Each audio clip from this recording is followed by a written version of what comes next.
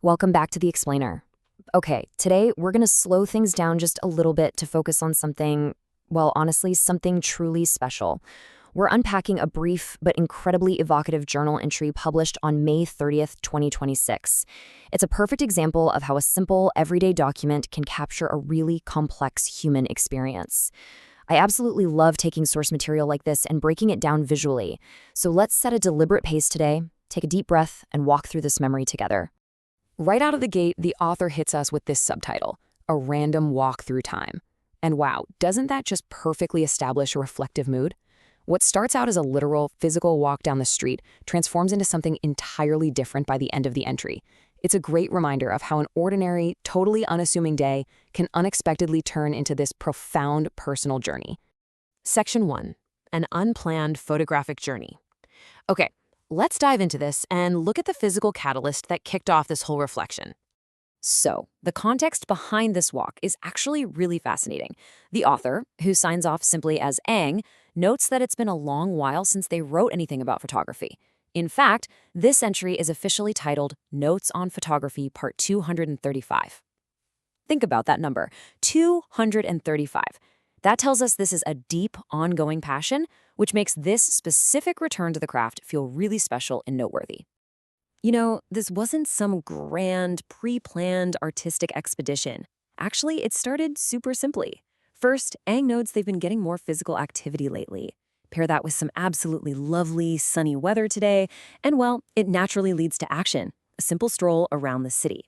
It really highlights the absolute, simple joys of good weather and just getting out and moving your body. You can literally see how this simple momentum builds step by step. Step 1, the sunny weather.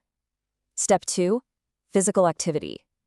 The need for exercise and the pull of that gorgeous weather pushes Ang into Step 3, just randomly cruising around, which eventually leads to Step 4, snapping photos. It's so cool how a simple walk effortlessly evolves into a full-blown creative pursuit. And this brilliantly illustrates the completely unscripted, observant nature of the author's mindset. They were simply, quote, stopping to snap a few photos whenever something catches my eye. There's absolutely no pressure here, right? No shot list, no agenda, just pure, relaxed observation of the world unfolding around them. Section 2. The publishing industry's decline.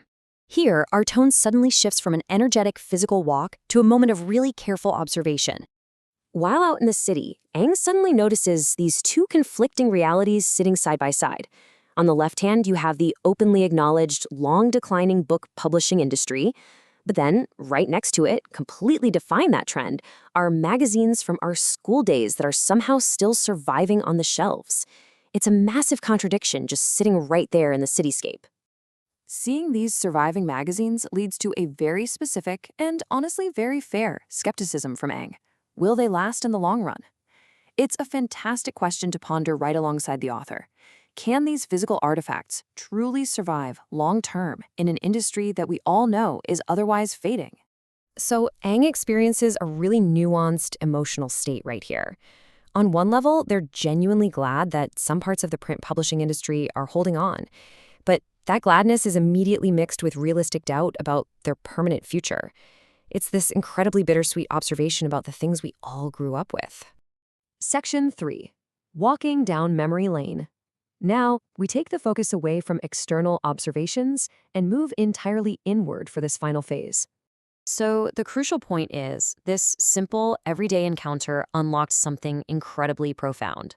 Finding that surviving magazine instantly transported the author back in time, unlocking memories of school days and long-forgotten days of youth. It's like this ordinary physical object just sitting on a shelf became a literal key to the past. And what started out as just a literal, physical stroll around the city with a camera became exactly what Ang described, a long walk down memory lane. The walk around the city, well, it morphed into a figurative walk right through their own history. That was the true emotional destination all along. The journal entry wraps up with this simple, super intimate sign-off, "Till the next post. Yours truly, Ang." It gives us such a satisfying closed-loop conclusion to this brief window into someone's day. It's a gentle reminder that this is just one entry of many, just one fleeting, beautiful moment captured and shared.